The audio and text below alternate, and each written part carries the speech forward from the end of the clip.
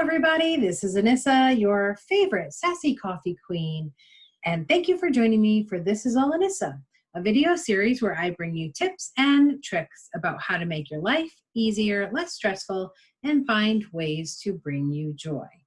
I have been working in the events and hospitality industry for too many years to politely count, and I love to bring you my insights from the industry and my observations about life in general, all for free from my YouTube channel. So today I'd like to bring you your tip for today about something I like to call being more productive by doing less. That is right, being more productive by doing less. So I'm going to start off by telling you a little story. I am a great storyteller, as I love to tell a story. So back when April all happened, I was furloughed, like so many people in our industry were. And I thought, you know what, I'm going to kill this furlough. I am going to be the queen of furloughs. I am going to be so productive. Every nook and cranny of my house was going to be organized. It was going to be spotless. I was going to lose 100 pounds and I was going to be fit and happy. And I was going to be the people that, got invited to Ellen about how to win at being furloughed. And so I sat down with my coffee and I made a list of all the things I was going to accomplish, all the things that I never had time to do because I was traveling or too busy or didn't care to do because I didn't really want to. I was going to do because I was furloughed. So being furloughed was going to be my new job of getting organized.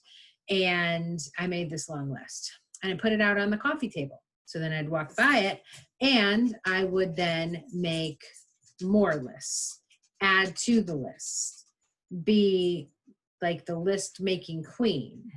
And then I would, basically go for a walk and quite literally walk away from my list of things to do. Yeah, I would literally leave my list at home and walk away from it. Looking at my list became depressing and I hated it. I hated the list. I hated everything on the list. I didn't want to do anything on the list. I would call my friends and complain about the list. I was getting nothing done on the list. And a good friend of mine said, take the list and just pick 5 things that you want to get done and post those 5 things and put the rest of the list in the drawer. And then those are the 5 things that you will do while you're furloughed. And I was like, oh, that's a great idea. Then I only have to concentrate on 5 things.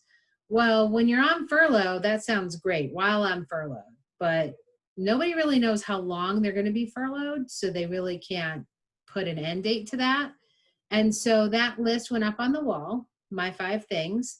And I coordinated it with my 20 and 20 steps that Gretchen Rubin talks about. So I took 5 things that would accomplish things for my 20 and 20 list. So I thought I was being very smart about it. And I put it on the wall. And that's where that list stayed. So instead of the coffee table with the big long list, I made a short list and put it on the wall. I still didn't do anything. I just put it on the wall. And that sort of didn't work either until I got my call back. So yay, I'll wait for your applause. Okay, I got my call back to go back to work at the beginning of August. Providence CVB called me back, so I was very excited. I had about 2 weeks notice before I went back to work. One of those weeks I was going to be camping for the week, so I was going to be away. So I literally had 1 week, and I remembered my promise to myself that I was going to do those 5 items before I was done with furlough. And I was like, oh crap, because I am a person who likes to achieve the goals I set out with. That's why a 20 and 20 intentions list like Gretchen Rubin works for me, because by the end of 2020, I want all of those things done. And I like to achieve those things, a sense of accomplishment for me. So I have 1 week. I need to get it done. Well, I got 4 out of the 5 things done. in that 1 week. Then I went on vacation, and it took me another week, my first week back. With the CVB, I got the fifth thing done. So I got everything done basically in 8 days, right? Because I took an extra day when I got back to finish the other thing. So I got them done. And that's when the light bulb went off. And I'm like, oh, I need a time limit. So what I did, and I've been doing for a couple months now, and I'm suggesting for you to do because it worked for me, and it is the end of September. So this gives you time. So today is September 24th. Now this is going to give you 1 week. 1 week from today is October 1st. So this is what I suggest you do. Make a list of everything that you want to get done before the end of the year, say, or any time limit you want, really. Just make a long list. Now, choose 5 things that you want to get done on that list in the month of October. So give yourself a time limit. So I did mine for the month of August, 5 things. Then I did 5 more for the month of September. So I have literally 6 more days to get the rest of my September list done, and it gives me a time frame. Now, I'm not talking about work stuff. I make my to-do list for work. I have my to-do list for work works for my work week. I put only things on my to-do list for work for the work week to get done. I have a project list for things that take longer that I break into tasks for my work week. So we'll talk about that in a second.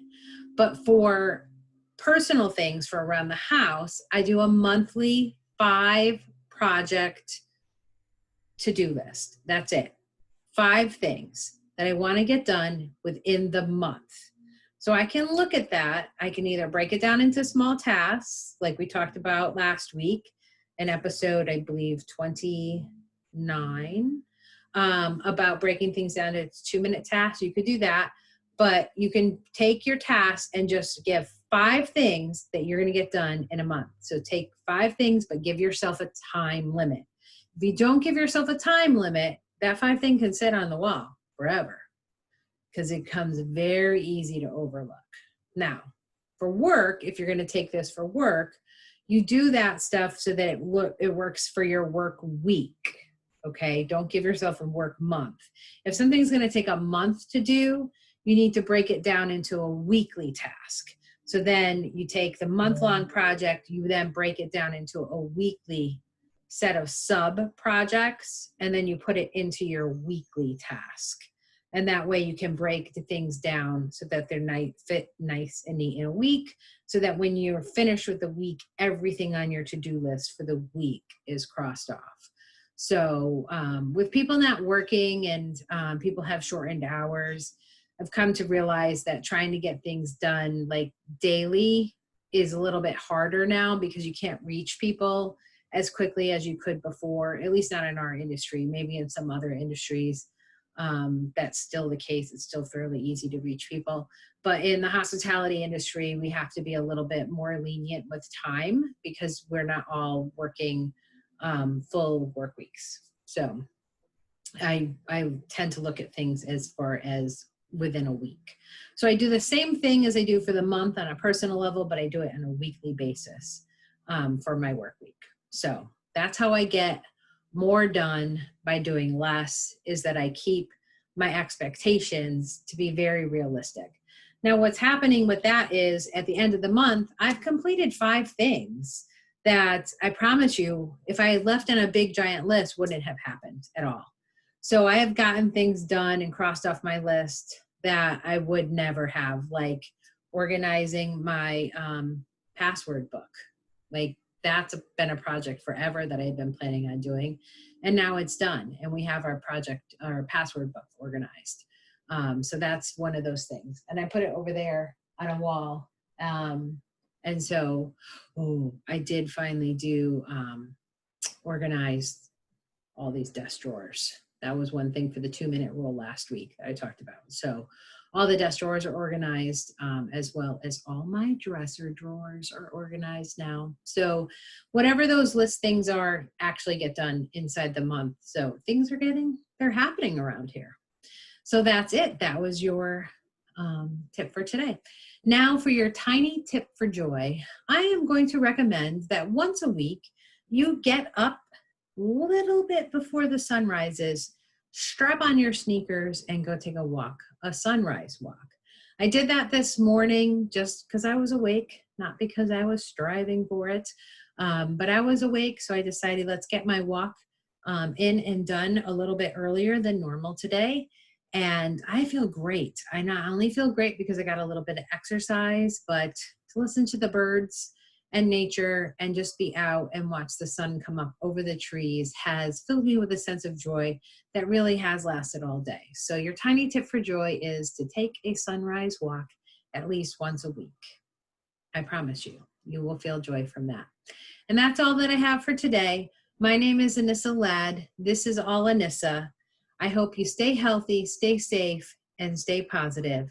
And if you need a moderator, a facilitator, or an MC for your upcoming virtual meeting, I would love to be that person for you.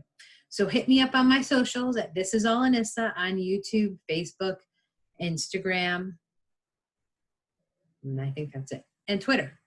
I always forget Twitter. And Twitter, and that's how you'll find me. Thank you so much. Have a great day, and I'll see you all again soon. Bye-bye.